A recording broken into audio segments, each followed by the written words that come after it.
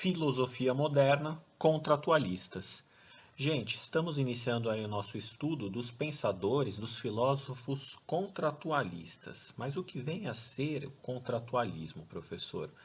Bem, gente, estamos falando da filosofia moderna, estamos falando de alguns pensadores que se encaixam dentro desse rótulo e que estão pensando coisas em comum. Então os contratualistas, eles englobam alguns autores como John Locke, Thomas Hobbes e Jean-Jacques Rousseau, que estão pensando coisas em comum dentro do âmbito da política e da sociedade. Pois bem, até agora nós trabalhamos alguns filósofos modernos como Descartes, Francis Bacon, o próprio John Locke e o Kant.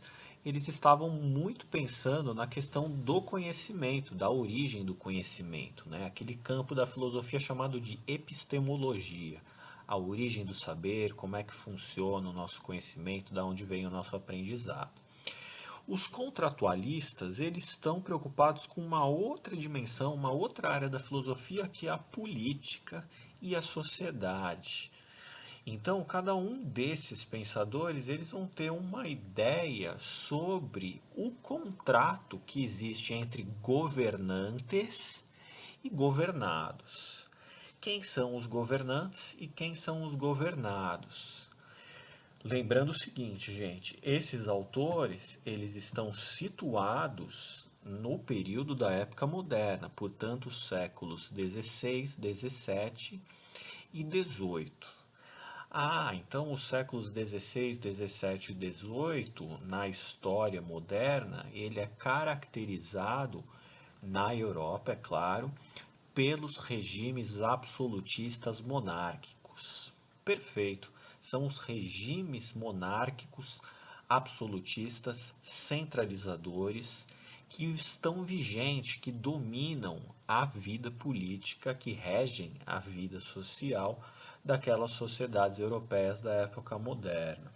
E o Rousseau, o Locke e o Hobbes, além de outros, né, como Maquiavel, eles estão pensando a natureza desse poder desse poder dos governantes, dos reis, príncipes e reis sobre a sociedade. E isso ajuda a gente a pensar também por que nós aqui no mundo contemporâneo nós também somos governados por não mais por um rei, né? Mas temos aí governadores, presidentes, prefeitos, e tudo isso compõe a esfera da macropolítica, né? Da política brasileira. E isso aqui serve para a gente pensar a natureza do poder como um todo, né?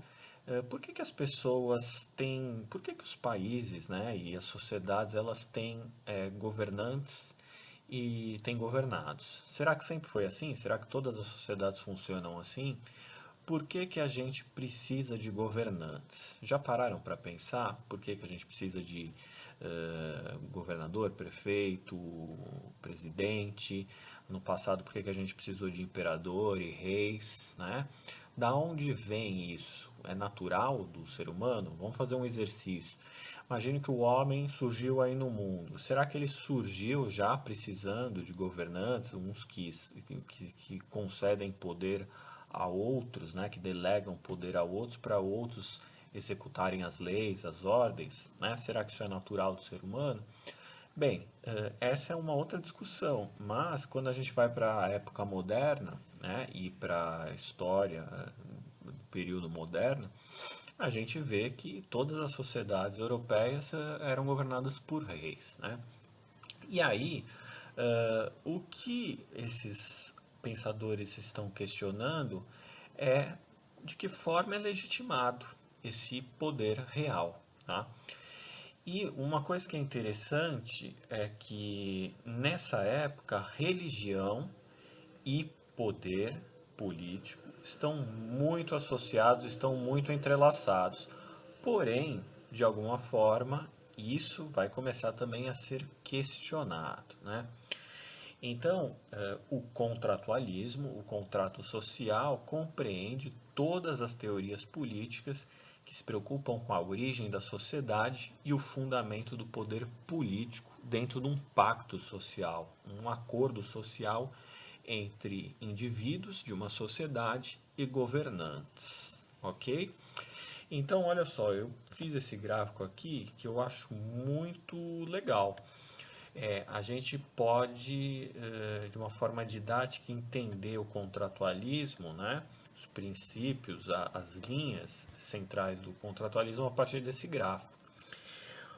Para todos esses autores, a gente pode pensar o seguinte: o contrato social ele é um acordo, uma mediação, tá, estabelecida entre os homens, pelos homens e entre os homens, para que eles possam melhor viver em harmonia, melhor viver em sociedade. Tá? E esse melhor viver tem muito a ver com o estado de natureza do homem. Né? Então, para autores como Thomas Hobbes, por exemplo, o homem, quando ele chega ao mundo, no estado de natureza, portanto, ele chega num estado de selvageria, ele chega num estado de barbárie, né?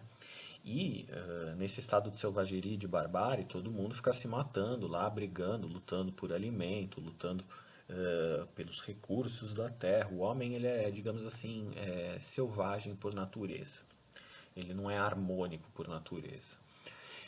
Não sei se vocês concordam com isso, mas essa é a visão do Thomas Hobbes, né?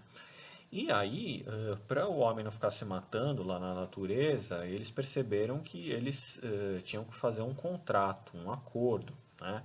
Porque senão eles iam ser devorados pelos animais e tudo mais, né?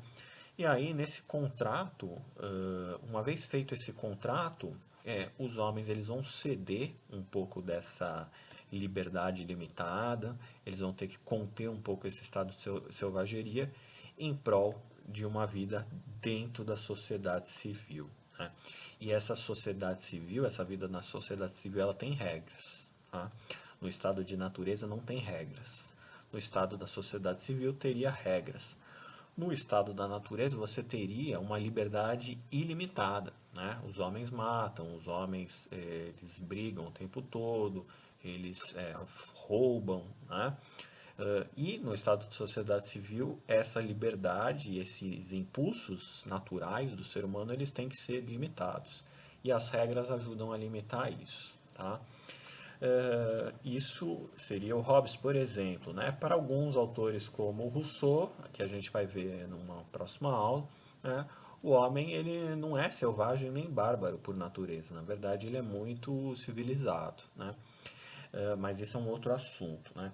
O John Locke também acha que o homem veio, que o homem ele é pacífico por natureza, né? Mas que ele vai perder essa pacificidade aí ao longo do tempo e, portanto, também vai precisar de um contrato social, né? Então vamos ver primeiro o Thomas Hobbes e depois a gente dá uma olhada no Locke também, né? Importante destacar, gente, que o conceito de justnaturalismo é muito importante tanto para o Hobbes quanto para o Locke, tá? Justnaturalismo, não precisa se assustar com o termo, ele nada mais é do que o direito natural, né? Um pensamento sobre o direito natural. Esses dois autores estão pensando no campo do direito também. O direito é o conjunto de leis, é o pensamento sobre o conjunto de leis e regras que são estabelecidos dentro de uma sociedade. Toda sociedade tem regras, né? A gente segue regras o tempo todo, né? E essas regras, elas estão se transformando também ao longo do tempo, né? Conforme cada sociedade e conforme cada época, né? E esses pensadores, o Hobbes e Locke, eles estão preocupados também em pensar o direito, quais será que são as regras mais naturais, aquelas regras que quando o homem surge são próprias do estado de natureza dos homens, né? Quais seriam os costumes, as regras, as leis mais naturais possíveis, né? E aí eles vão pensar muito nesse conceito de justnaturalismo, né? que se volta muito para a legitimação do chamado Estado moderno, né? O Estado, gente, é a forma do período moderno, né?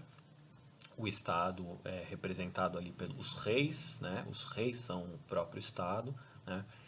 E para alguns autores, esse é o direito mais natural que existe, né?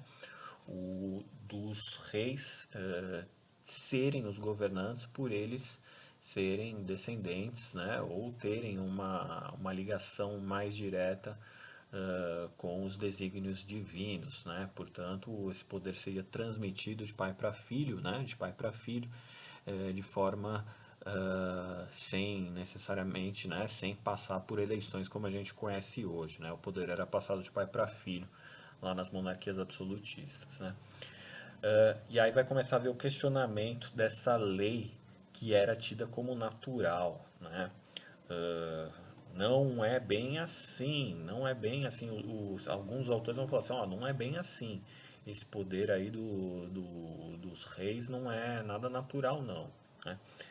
E aí a gente vai ter autores como Hobbes que vão defender o absolutismo monárquico e o Locke, que a gente vai ver daqui a pouco, que é contra o absolutismo monárquico, né? E aí o Hobbes vai lançar as ideias dele, né? O Hobbes ele escreve principalmente na primeira metade do século XVII, né? Ele morre em 1680. Então ele escreve ali de meados, primeira metade, meados e as duas segundas décadas aí de 1670, 1660, 1670. E o livro mais famoso do Hobbes é o Leviatã. O Leviatã é super importante e o próprio nome Leviatã já ajuda muito a gente a entender o pensamento do Hobbes. O Leviatã, na mitologia, gente, ele é um monstro marinho, um monstro marinho.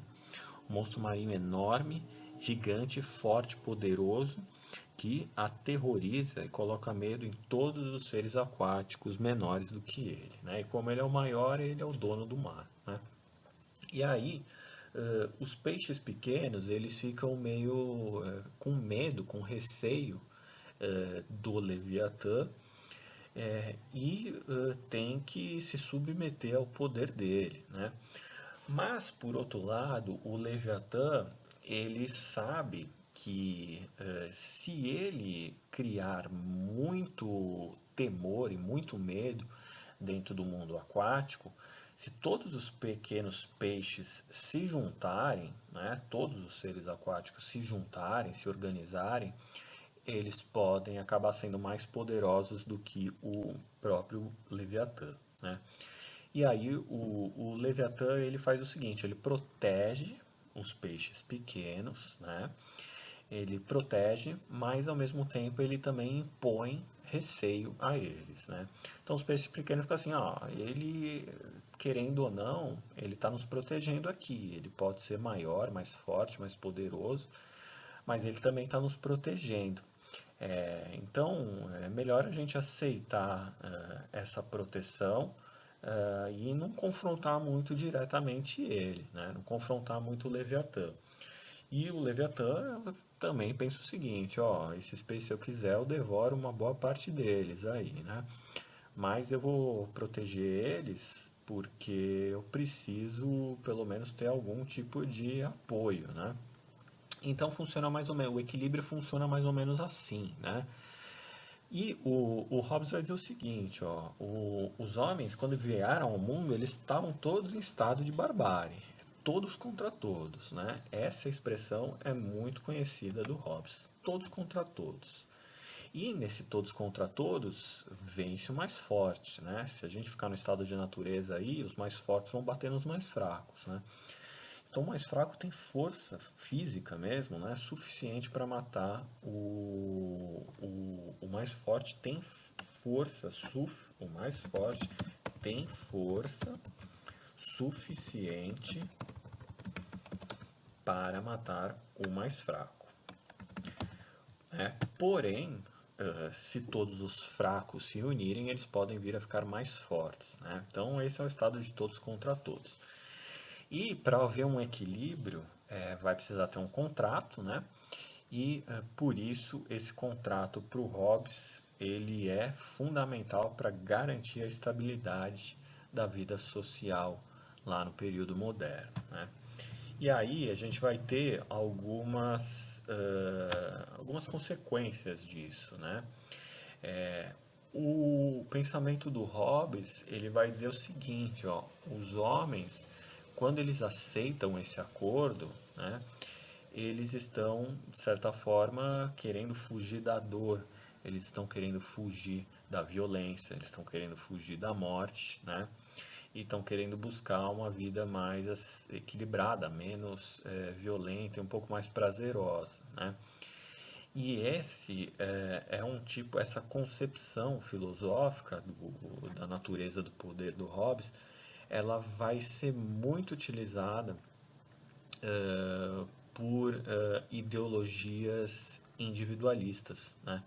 No sentido que, ó, naturalmente todo mundo contra todos, né? No final das contas, ninguém se preocupa com ninguém. Se em algum momento eu tiver oportunidade, aí eu passo a perna mesmo, porque na natureza é assim, a gente precisa sobreviver, né? Então, o individualismo é muito ancorado no pensamento do Hobbes, né? E essa discórdia entre os homens, para o Hobbes, ela vai dizer que tem muita ligação com o espírito competitivo do homem, a insegurança que o homem tem, a necessidade que o homem tem de buscar glória, buscar prestígio, né?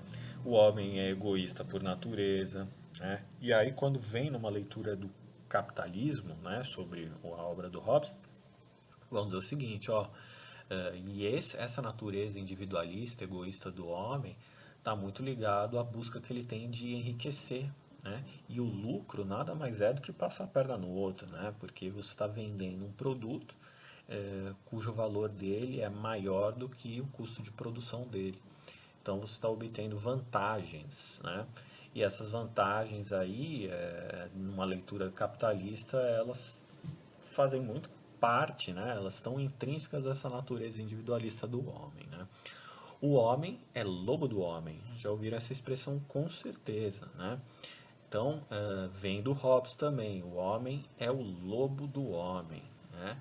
No final das contas, se a gente tivesse uma liberdade total e restrita, tudo ia ficar muito caótico, né? Então é importante ter um poder, um Leviatã para estabelecer limites, né? Então, esse é o contrato social do Hobbes, tá? E é um pouco diferente, gente, do pensamento do John Locke, né? John Locke, ele já parte de um outro princípio, tá? Enquanto para o Hobbes o homem é mau, não mau, mas ele é selvagem por natureza, para o Hobbes não. O homem, ele, para Locke, desculpa, o homem ele é harmonioso por natureza, ele é pacífico por natureza, né? Só que essa pacificidade, essa harmonia natural dos homens se perdeu, tá? E o Hobbes vai dizer, ó, se perdeu ao longo do tempo, tá? Essa harmonia entre os homens, eles são naturalmente harmônicos, podem conviver bem, mas eles se perderam ao longo do caminho, né? E o Hobbes vai dizer o seguinte, ó, o ideal não é, como o Locke está propondo, um Leviatã, não. Não é um rei absoluto que que governa pela força, não. Né? O Hobbes, a gente já viu isso em algum momento, ele fala, ele é defensor da república, né? A república é diferente da monarquia, né? Na monarquia é um rei que manda. Na república, você tem os representantes de uma nação, de uma sociedade, eles são eleitos, eles são escolhidos, né? e eles se alternam no poder, né? E o Hobbes, o Locke, ele vai dizer o seguinte, ele é um grande defensor, ele é um grande teórico lá da Revolução Inglesa, lembra? Na Revolução Inglesa teve um confronto entre a burguesia e o parlamento britânico, né? Representando ali os burgueses, contra os reis e a aristocracia, os senhores da terra, né? E quem saiu vitorioso foi o parlamento, né? O Hobbes estava lá e o Hobbes teorizou muito que ele estava vendo nessa vitória da burguesia, na vitória do parlamento, no estabelecimento de uma república que ficou vigente na Inglaterra por 10 anos, a República de Cromwell, né? E que também foi muito inspiradora para a república adotada nos Estados Unidos, quando os Estados Unidos se tornam independentes, né? E o Locke vai dizer o seguinte, ó, o homem ele não é mau nem selvagem por natureza, porque tem uma coisa que une todos eles também, né? Os homens eles são iguais desde que ele nasce, porque todos eles nascem com a cabeça, com a mente, como se fosse uma folha em branco, né? E a partir do momento que ele vai vivenciando, vai experimentando o mundo, ele vai adquirindo experiências. Vocês se lembram que o Locke ele é um filósofo empirista, do empirismo. E o empirismo defendia a experiência, né, como em contraposição ao racionalismo, né, que o homem ele forma o seu conhecimento a partir de experiências, né? E como todo mundo forma a sua consciência a partir de experiências, forma o seu ser a partir de experiências, essa é uma condição natural. Todos os homens são suscetíveis ao aprendizado, independente se é homem, se é mulher, independente da cor, né? E isso tem muitas consequências porque o princípio da igualdade entre os homens está nascendo aí, tá? Essa ideia de que homem e mulher é tudo igual, os homens fazem parte da humanidade como um todo, é uma ideia muito recente, né? E o Locke contribuiu muito para isso, né? E ele vai dizer o seguinte, ó, no contrato social, né, o homem ele não precisa de um Leviatã, ele precisa recuperar essa harmonia natural entre eles. Para recuperar essa harmonia natural entre eles, eles precisam fazer um pacto, um acordo que passa é, pela discussão passa pela discussão dos homens entre eles próprios, né? E nenhum regime é melhor do que isso, do que uma república parlamentarista e liberal, né? O parlamento, então, o que é o parlamento? É um número grande de pessoas discutindo as leis, discutindo a vida em sociedade, né? E o Hobbes defende muito isso, né? Então, gente, além disso, né, algumas consequências do pensamento aí também do Locke, né, que o Locke vai ser um profundo defensor da liberdade, ele vai ser um profundo defensor da vida, e ele vai ser um profundo defensor da propriedade, né? E a questão da propriedade é muito interessante para o Locke, porque ele vai colocar o seguinte, ó, é, quando o homem nasce, né, são todos iguais, são todos com uma cabeça vazia e eles vão adquirindo experiências. E à medida que ele vai adquirindo experiências no mundo, ele vai produzindo trabalho, porque ele vai se envolvendo com as coisas que tem aí na natureza, né? Então, por exemplo, uma maçã numa árvore, o homem nasceu, a maçã estava na árvore. Ela não é de ninguém, né? Mas alguém teve a ideia de colher essa maçã e levá-la ao mercado, né? E aí isso passa, o trabalho de colher a maçã e levá-la ao mercado já é um trabalho. E aí ele repassa, vende essa mercadoria, né? E essa mercadoria, né, a maçã se tornou uma mercadoria, ela passou a um estatuto de propriedade, né? E aí o Locke vai dizer o seguinte, ó, o homem ele vai produzindo trabalho, isso vai retirando ele do estado natural e a sociedade vai se construindo a partir dessas relações, tá? Dos homens, né? E do trabalho. Então, os direitos fundamentais do homem são vida, liberdade e propriedade, né? Ninguém pode tirar a vida de ninguém. É muito diferente do que o Hobbes dizia, porque o Hobbes dizia, se precisa ter um Leviatã, precisa ter um governante absoluto, centralista. Esse governante absoluto, centralista, ele pode ter direito sobre a vida e a morte, tá, dos outros, né? O Locke já vai dizer não, não, ninguém pode tirar a vida de ninguém, ninguém tem direito sobre a vida de ninguém, porque todos os homens são livres e iguais, né? E a propriedade, né, é um direito natural do homem, porque todos eles estão aí pelo mundo e podem produzir trabalho, né? É claro que o Locke está olhando para a Inglaterra do século XVII, né? É importante a gente destacar que muitas leituras que se fazem do Locke, né, muitas vezes estão completamente desconectadas da realidade em que ela foi produzida, né? Então tem que ter muito cuidado para a gente não sair reproduzindo as ideias desses autores, jogando no nosso mundo imediato, sem pensar o contexto em que elas foram criadas, que é o contexto ali da Revolução Inglesa do século XVII, ok? Então, são essas as minhas orientações, gente, e a gente continua na próxima aula aí com Rousseau, tá? Outro contratualista. Um abraço.